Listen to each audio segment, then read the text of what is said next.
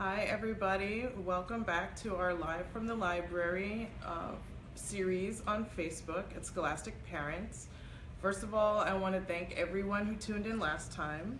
My name is Demosa Weber Bay and I'm the librarian here at Scholastic, and this time we're going to be doing best books for the holiday season.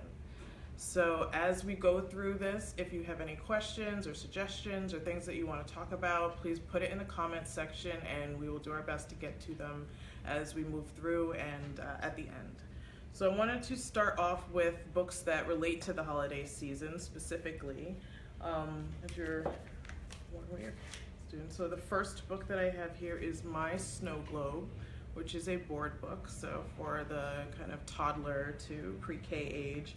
This one is fun because it's got the plastic in the front and it's got all these different layers, so as you read through it, it builds and it kind of creates a 3D experience. And then I've got books for 3 different holidays here. The first one I've got here are books that relate to Kwanzaa. So this book is Kwanzaa, A Family Affair by Mildred Pitts Walter. And the Children's Book of Kwanzaa, A Guide to Celebrating the Holiday Season. And K is for Kwanzaa, a Kwanzaa alphabet book. Now these books are ones that I actually have behind my desk so that I can help to answer reference questions and give suggestions if somebody is doing something that relates to Kwanzaa. And so I just kind of grab them directly off my shelf so I could show them to you to collect things like that. And then for the Christmas holiday, I've got, well, the first one I pulled out actually is Herobrine Saves Christmas. I grabbed these because the Diary of a Minecraft Zombie, which is an unofficial Minecraft book, are very popular books. And then this is a spin-off, from the same group of people, Herobrine Saves Christmas, and then these two, Herobrine Scared Stiff and Herobrine Goes to School, are part of the same group of books. And so if your child loves Diary of a Minecraft Zombie, then would probably also enjoy these. And the one for Christmas is there. And then I've got, so you may be familiar with I Miss You Stinky Face or I Love You Stinky Face. And so this board book I pulled because I wanted to show you this one, Merry Christmas Stinky Face. And so these are good books also for that pre-K to toddler age. You could do it as read alouds, or they can, bite and chew and have fun with this one. They've got the nice foil shininess to them. And then 'Twas the Night Before Christmas. Now this is a very famous poem. Some of us can recite it by heart. So I've got 2 different versions of it here, right? And depending on what you're looking for as far as artwork, you can get both of them. This one is The Night Before Christmas by Clement C. Moore, illustrated by David Ercolini. And then this one is 'Twas the Night Before Christmas by Clement C. Moore, who is the original writer of that poem, illustrated by Mark Marshall. Well, many of us are familiar, and sometimes it's fun if you're an illustrator to take something that everybody is familiar with and put your own spin on it. And then I pulled some Hanukkah books for this holiday. So we've got The Night Before Hanukkah. I pulled that one up, following up with, The Night Before Christmas, so on that same poetry spin. And this one, this one is by Natasha Wing, illustrated by Amy Wimmer. And then this one, Is It Hanukkah Yet? Right? This one by Chris Barash and pictures by Alessandra Chacaropoulo. I apologize if I misspelled or mispronounced that. And then Clifford Celebrates Hanukkah. Clifford the Big Red Dog is, our Scholastic guy, and I actually have another Clifford book a little later that I'm going to show you. And then Jane Yolen and Mark Teague, How Do Dinosaurs Say Happy Hanukkah? So you may be familiar with How Do Dinosaurs Say I Love You, and many How Do Dinosaurs books. So this one is good. That's a good one, choice for the holiday season to do as a read aloud or to give as a gift. So thinking about gifts, a lot of times this time of year you get questions for asking what books can I give somebody for the holiday season. And I actually last year wrote a blog post for the Scholastic On Our Minds blog called The Book Aunt. And it started off something like, you know what you're getting from me for Christmas, Hanukkah, Kwanzaa. so I'm spinning like that. And it's basically, I always give out books. And so sometimes they're the folks who are really excited when they see that you're giving books because they are bookworms like me from a young age. And then there's sometimes the response are like, oh, it's a book. You know, they could tell by the size, the weight, and everything like that. I have been known to give things like atlases and the Illustrated Math Dictionary, things like that to my nieces. But what I did for you here was I tried to separate out the books into age groups, so I'll try to go as I go through, and then different types of books to answer some of those different questions about what somebody might be looking for. So starting off with the youngest age group, I have wrapped these books so you can see them. This is board books for ages 2 to 4. Now, one of the reasons that I wrap these is because I've always kind of wanted to do an unboxing video and know that those are popular, but also because there are libraries that sometimes will do a thing during the holiday season where they wrap books and put them on the shelf and describe the type of person that would enjoy that book. And you could certainly do this at a bookstore or, you know, at the school library, something like that. And then it's like, oh, if you like this and this and this, and then somebody will pick that book up and they don't know what it is until they unwrap it. So we've got board books for ages 2 to 4. Very exciting. All right, so the first one I have here is I Love Music, my first sound book. It's a board book. One of the things I think that will be very important to note is that this has an on-off switch. This book makes noise, so I'm going to switch it on. Apparently you can always switch it off, and it's got this little thing. All right, so that is the recorder, and there's different instruments throughout. There's the piano, violin, drums, and xylophone. Right?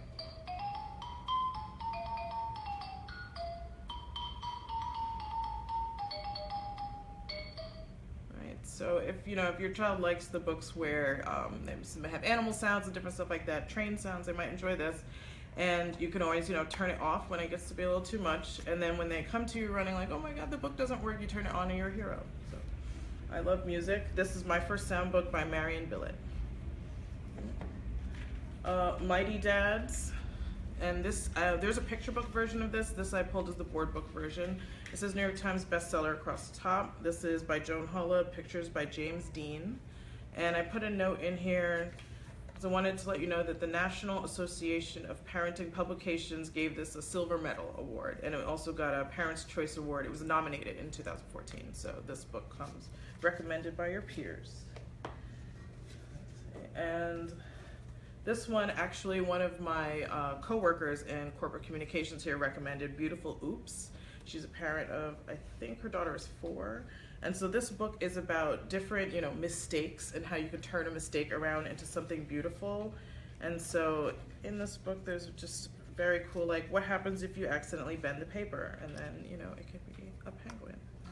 So this is a beautiful book, and it's got endorsement from Jamie Lee Curtis on the top, but this is something that could be a gift for all ages. Certainly, I think that, as adults, this appeal to us, but Beautiful Oops is a book that kind of toddler age.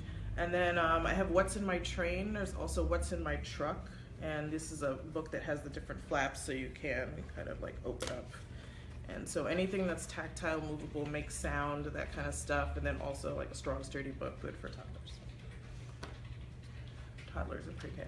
All right, so moving to slightly older group, pre-K, people that are kindergarten, first, second grade, right? I've got books for a future ballerina. And I'm very excited about these two. So these are the ones that I wrapped up for you, right? Now, Emma and Julia Love Ballet. I was so excited when I first saw this book come across my desk because it's just visually appealing. It's by Barbara McClintock. And as you go through it and open it up, yes, I know it's a lot of pink, but it's got kind of a split screen. I used to play Sonic the Hedgehog when I was a kid, and so this has the girl on the top, or sometimes she's on the bottom, but it shows what she's doing. At the same time, it shows what the professional ballerina is doing. And so as you go through the book, you see that they're practicing and they're doing, eating, doing work, all these things at the same time. And then at the end of the book, the younger girl goes to the performance and sees the ballerina, and it kind of comes together at the end. So I just think this is beautiful. And then that book could be paired with when I grow up, Misty Copeland, who's a prima ballerina. And so this one is nonfiction, this one is fiction, and it's, you know, just like a great duo to go together for somebody who's aspiring to be a ballet dancer, male or female. And okay, so the next thing I've got is picture books for early elementary. So those picture books were on a specific topic. So people who are from like 4 to 8 years old. I'm saving the wrapping paper, you guys know me, right? So first thing I've got is Clifford the Big Red Dog. Now you've seen this before in the 8x8, and depending on your age, you have seen it before in this size. This is what this book looked like when it first came out in 1963. And so they just reissued it this year in the vintage format, hardcover format. So this will be, you know, exciting for a kid, but also nostalgia for a parent or grandparent. And we have some more coming in this vintage hardcover look. So that is the other Clifford book that I was mentioning. And then if you're a fan of Dave Pilkey, we actually redid his book, The Paperboy, and that just came out this year. This book got a Caldecott honor back in the day, so it's just been reprinted, and it's just got beautiful artwork. I mean, we're used to seeing his Captain Underpants looks and stuff like that, but the color and everything here is fantastic. And I know that, you know, there aren't as many Paperboys maybe now as used to be, but if there is one that you know in your life, then this would be a great gift or something to read aloud. I've got Thunder Boy Jr. by Sherman Alexie. And Sherman Alexie is, you know, famous author mostly for his young adult novels, but Yuli Morales, she's also got some fame. She's the illustrator here, and she won a Pura Belpré Award a while ago for a book about Frida Kahlo. So you put these two heavy hitters together and you get this book, Thunder Boy Jr., which is fantastic. It'd be a great gift. For somebody, you know, if you ever have a child who says that they want to change their name, they don't like their name, they want to be called this or called that, something different, that is what's going on inside of Thunder Boy. All right, so these books are for my future Batman lovers. This one, Batman's Dark Secret, is also a book that we kind of reissued this year. It was originally a Scholastic Reader back in the 90s, and John J. Muth has gotten a lot of, you know, attention for his Zen ties and shorts, Zen socks books. He also has Haiku and the 3 Questions. Those books are all excellent, but he did this book back in the 90s, and so they redid it with just a different cover. It's the same watercolor illustrations, and it tells Batman's origin story. You know, it's like a beautiful book. So if you like John J. Muth and you love Batman, then this would be a fantastic gift. And with that, kind of coming out of the 4 to 8 age range and moving right at that bridge, like 8 to 10, this book I love, Bill the Boy Wonder. And this talks about Milton Finger, make sure I get his name right. And he is one of the original creators of Batman. So it's done in a comic book style. So it's slightly older than that 4 to 8 age range, although somebody is a strong reader can do it. And most of the time, we know Bob Kane as the person who created Batman. You always see that screen, but Milton Finger worked with Bob Kane and didn't get a lot of recognition for a long time. And Mark Tyler Nobleman, who I've been communicating with back and forth, once I saw this book, I was very excited. He did a lot of research and is telling Milton Finger's story here in this book, and it's fabulous. It's nonfiction, and you know, if somebody likes Batman, whether they're a child or an adult, then this book would be fantastic for them. So I'm gonna move now from the 4 to 8 age range into early elementary, or sorry, like late elementary.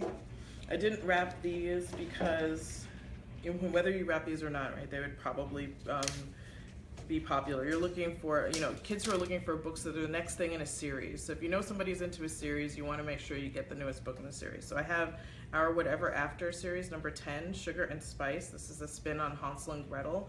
What happens in these stories is that the character falls into the story, kind of messes it up, and then has to straighten it out by the end of the book. So this is the newest one. And then Diary of a Wimpy Kid, number 11, Double Down, right? And Dork Diaries, also number 11, Tales from a Not So Friendly Frenemy. So if there's a series that you know that you've seen a child reading, you just kind of can go and ask for what is the latest, newest book in a series, and then get that for them, and they'll probably be excited. So then, coming from that, I mean, these are kind of these last two, they're a mixture of text and pictures, like on the way towards being graphic novels. I have here some graphic novels for you. So these are also ones, you know, if they like to smile, drama, Sisters, the Babysitters Club books. Ghosts is the newest book from Raina Telgemeier. Very, very popular. And then if they like Captain Underpants, Dave Pilkey, Dogman, the latest one from Dave Pilkey, complete the collection. And then I've got, if you're looking for comic books that have a strong female character, science fiction, time travel, the Cleopatra in Space series I would like to recommend. Also, if you ever read Zeta the Space Girl, or the sequel to that, this is something that somebody who read those would enjoy. And so they've got the first one, Cleopatra in Space. The second one, which is The Thief and the Sword. I love this outfit she's wearing here. I plan to cosplay it at some point in the future. And then the third one, Secret of the Time Tablets. Right. Cleopatra in Space. Right, the next thing I've got here is books for somebody who loves to read, grades 3 to 8, and and you're looking for something literary. You want them to have like great literature. You don't want to give them comic books. I understand. So I pulled these. Now these books, the last one came out last year, but now that they're all out, I just thought that these are fantastic to recommend because they have all gotten the Coretta Scott King Medal. So this is Rita Williams Garcia, who I love. She's a Queens native like me. And this first one is One Crazy Summer. Now, this book, I printed out, this cover doesn't have it, but I printed out what the cover looks like. You can see this has 4 medals on it. And this book, it won the National Book Award. It was a finalist, Newbery Honor, Coretta Scott King Medal, the winner, and the Scott Odell Historical Fiction Award. So this book is just highly recommended. And then the follow-up, PSB 11, also got the Coretta Scott King Medal, not the honor, but the medal when it came out. It's got double Dutch on the front, right? And then third one, Gone Crazy in Alabama, also just this year received the Coretta Scott King Medal. So every time she wrote a book in this series, the Coretta Scott King Committee was like, yep, this was the best. So this would be a great gift to give. And then I brought this book because somebody who's an executive here book talked it to me, so I haven't had a chance to read it yet.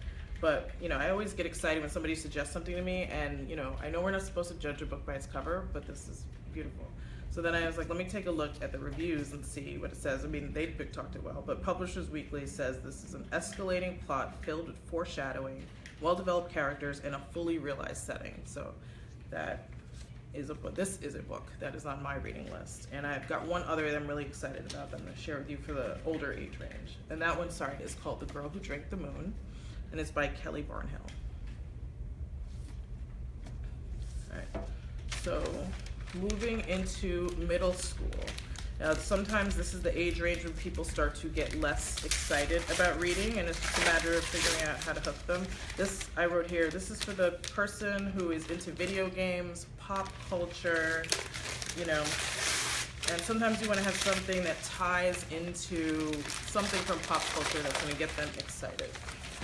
So on this pile, I've got, first of all, Pokemon. This is the Essential Handbook. There's the Deluxe Essential Handbook. So if somebody is out there playing the Pokemon game, they need to have the Deluxe Essential Handbook so that they can look up all of the different Pokemon. So that, ours is checked out, which is why I had to just pull the regular Essential Handbook. This is a World of Warcraft tie-in book, Traveler, and so if somebody's into playing that game, then this would be an exciting book for them. It is by Greg Weisman. And then these two books, Last Kids on Earth and Last Kids on Earth, The Zombie Parade, I understand are very popular. Somebody who works in book fairs is telling me that the kids are always asking for these.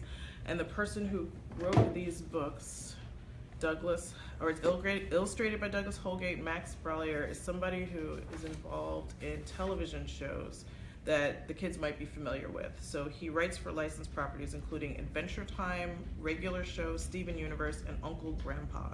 So if they watch any of those shows, then they would probably be excited to get these. And there's a buzz about them in schools right now. And then this is another one that apparently the kids are running for at the book fair. Now, my friend David, who works in book fairs, said that they come in and they say the title so fast, he had no idea what they were talking about initially, and they had to get him to write it down. So they were Five Nights at Freddy's Silver Eyes. Right? And there's a game that ties into this. I'm not sure if it's mobile or not, but it's by Scott Cawthon and Kira Breed Risley. So that is one that people are asking for. All right. So now moving up an age range to high school. I've got, and these books I think would also be appealing to adults, but the first ones I have are curriculum related. So you want to give them something that it's going to be related to what they're working on at school, but also interesting and exciting. So I've got these here. And this first one is The Secret Diary of Lydia Bennet. And so if they're reading Pride and Prejudice, sometimes be asked to read a book that is, kind of goes like a parrot, with another book of their own choice. It's by Natasha Ferrant. I read this one and loved it. And I didn't realize until I was reading it that I don't really know what Lydia Bennet was doing when she went to Brighton. She just comes back and she's married. And so you're like, wait, what transpired there? So it gave the author an opportunity to tell that entire story, what happens while Lydia's in Brighton.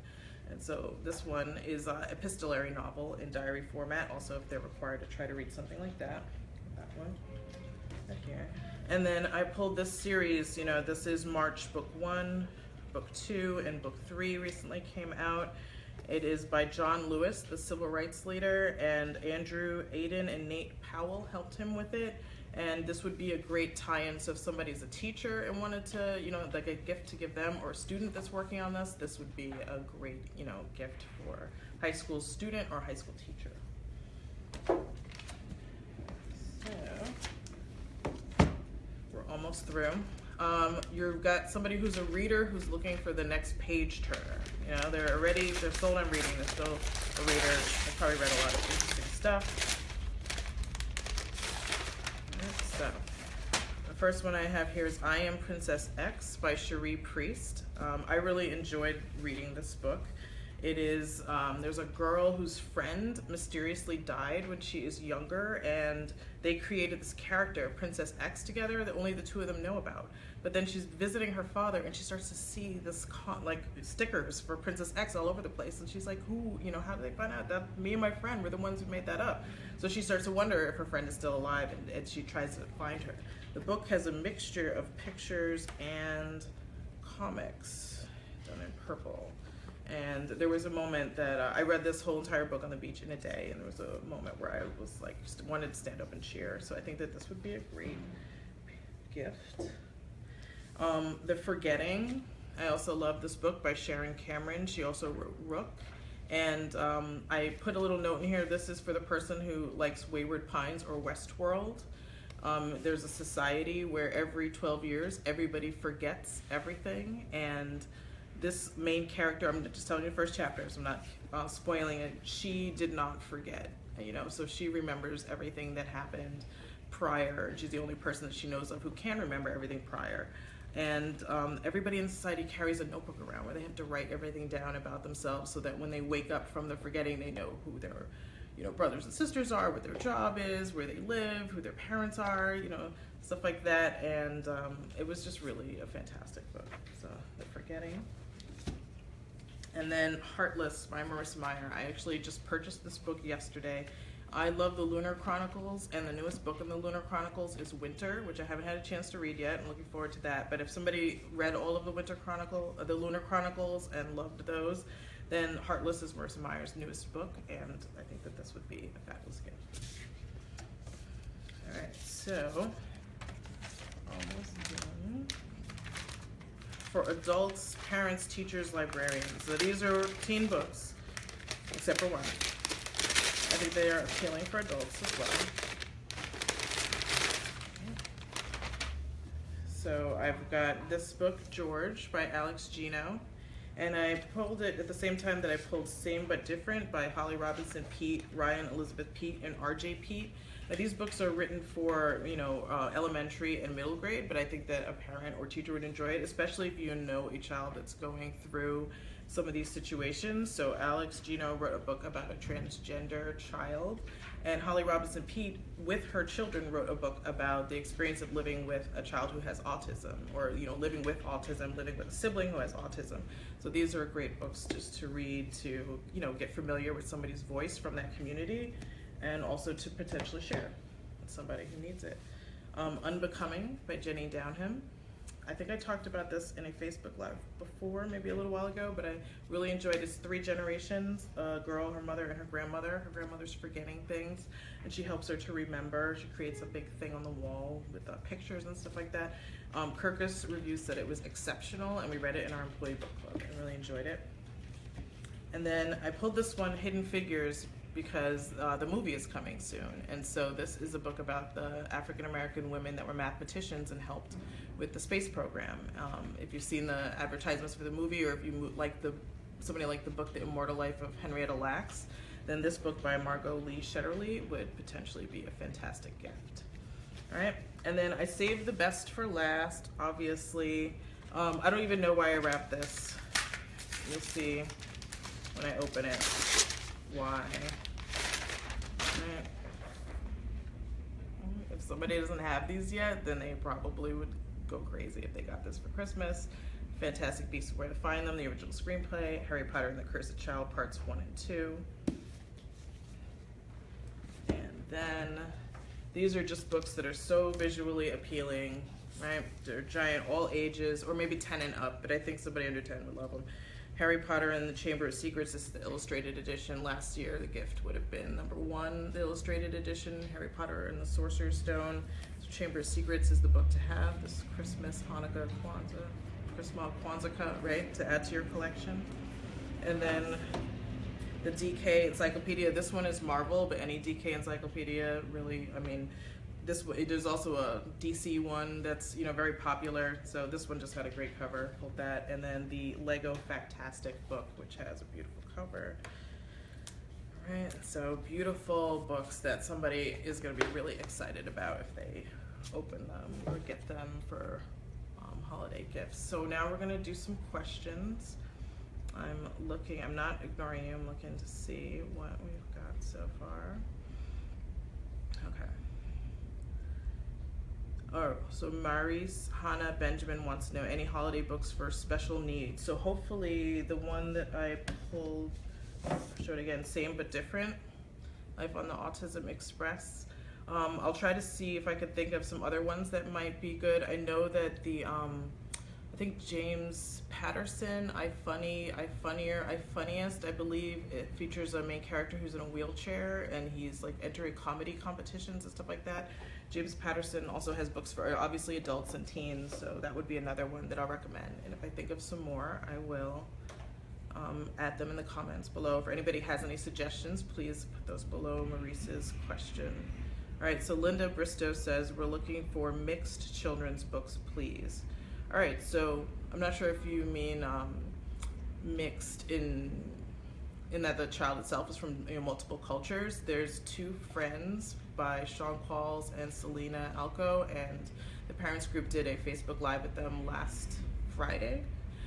That's a fantastic book about the, oh sorry, not Two Friends. That's a fantastic book that they did. But The Case for Loving is the book that I'm thinking of, which is about the case of Loving versus Virginia, which made interracial marriage legal.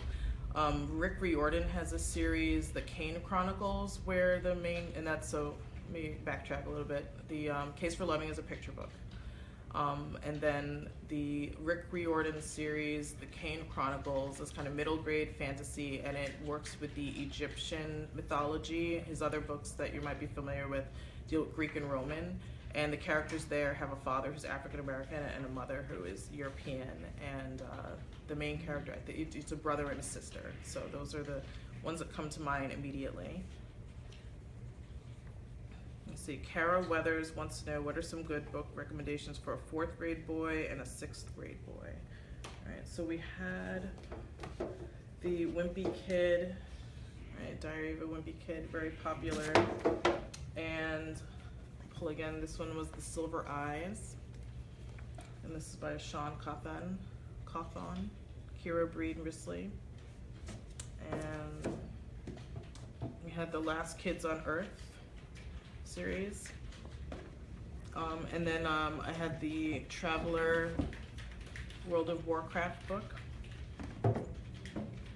And that's just being general. I mean, to be more specific, if you know what they're interested in. somebody who's in 4th or 6th grade, another recommendation I didn't mention, even high school, would potentially be you could get them a magazine subscription. So if you know something that they're interested in, you could look for children's magazines or adult magazines that are on that topic. So if they like cars, you could subscribe maybe to a car magazine or a science magazine or something like that. And then every month, not only will they get new stuff on the topic that they like, but they get mail, which is also exciting. So recommendations for a 4th grade boy and a 6th grade boy.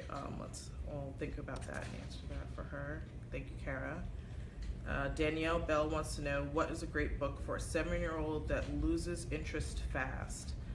I think a lot of times if people are reading fact books, I may have mentioned this before, but sometimes fact books are ones that, because they can flip through them and they don't have to kind of sustain read chapter after chapter. So there's the Ripley's Believe It or Not books.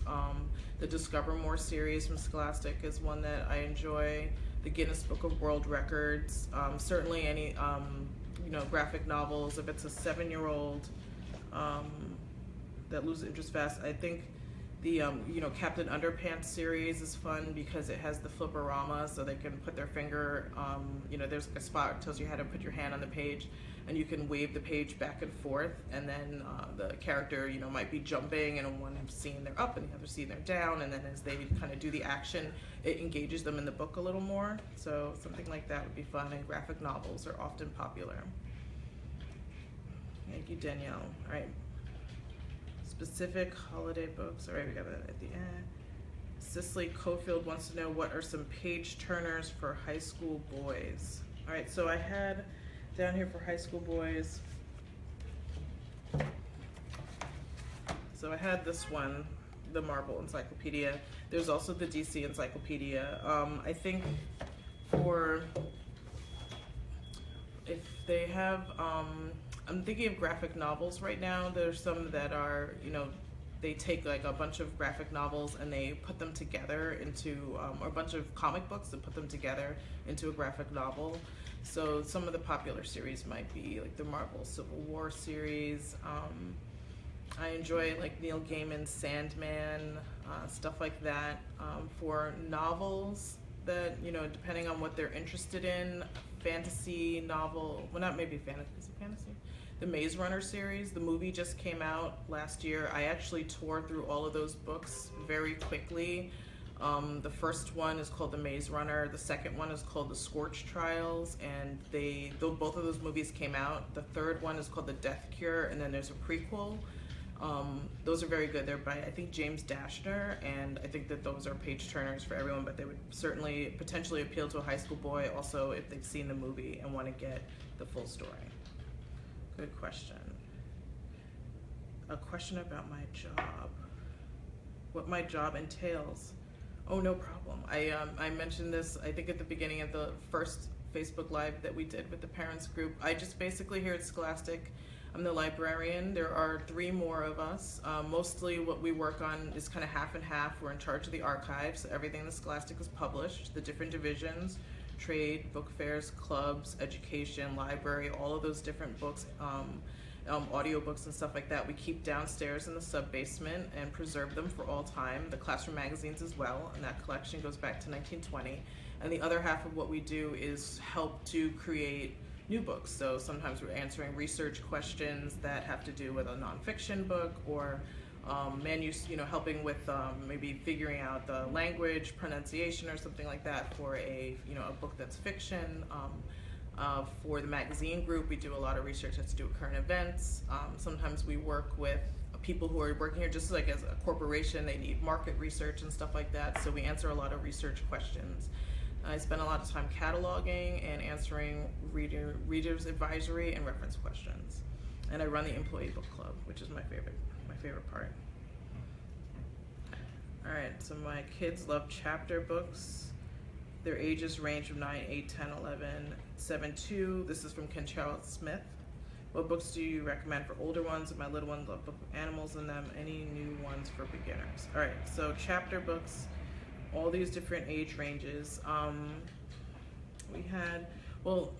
have the ones that I mentioned before. I think that the chapter books that are really popular right now for the younger age range, like 7 or so, certainly the Geronimo Stilton books, My Weird School, My Weirder School. Those books are by Dan Gutman. Those are very popular. Junie B. Jones books are very popular. Those are series chapter books. Let's see. And then 10, 11. So we've got kind of like late elementary. Let's see, the ones that I had here before that were chapter books were the Diary of a Wimpy Kid and the Dork Diaries. Standalone chapter books. I know that the one I was considering talking about was Kind of Like Brothers by Co Booth. She's one of my favorite authors here, and that book is about a young kid whose mother constantly takes in foster babies, and then all of a sudden one day she takes in a foster baby that also has an older brother, and he has to share his room. He's about 6th grade or so, with another boy who's around his age, and just kind of navigate that. I thought it was very well written, and I loved her other books, Tyrell, Kendra, and Bronxwood, but they're definitely for a teen audience. So Kind of Like Brothers is one that I might recommend. And if I think of any others, I'll add them down in the comments. And I think we're almost to the end. So we've got My Son is 12. This is Kara Weathers, really into the whole hip hop culture and the history of it. Is there any books that I would recommend? History of hip hop, that's a great question. What books are there? I'm gonna ask if anybody has any ideas to put them down in the comments section. There's a book, I can't remember the title of. It's not quite hip hop culture, but it's about the 3 young African American men that made a pact that they were going to become doctors. When I come up with the title of that one, I will put it there for you. Books on the history of hip hop. I will definitely do some research and answer that in the comments section. If I can think, if anything comes to mind before we're done, I'll add that. I'll say it too. And let's see, African American women books you recommend for my girls to read. So I had the ones by Rita Williams Garcia, and the Hidden Figures book I think would be a great one. This is Rita Williams Garcia, right? And the other one that I mentioned was Hidden Figures. There's actually a young reader's edition of this book. This is the adult version of the book. I wasn't able to get my hands on the young reader's edition, but there is one that's made for younger readers, and I think that they're gonna have that at the Scholastic Book Fairs in the spring, but I think you can also get it now. And I think that that is it. The last couple of things that, the questions that come in, we'll try to answer looking in the comment section. I want to thank everybody for, joining us and watching. And I want to just give a little bit of a plug for the Kids and Family Reading Report, which is something that we have coming in January. There are some factoids that they've allowed us to leak a little bit early, and so if you take a look at the Scholastic Facebook page, you can see some cool infographics with different facts about that you'll see more of in the Kids and Family Reading Report. I did have a couple that I wanted to mention, and one of them that I think is the most fun was that 4% of kids' books are kept in the bathroom. So if any of you are folks who keep your children's books in the bathroom, I thought that was an interesting finding. Let me know what books you're keeping there.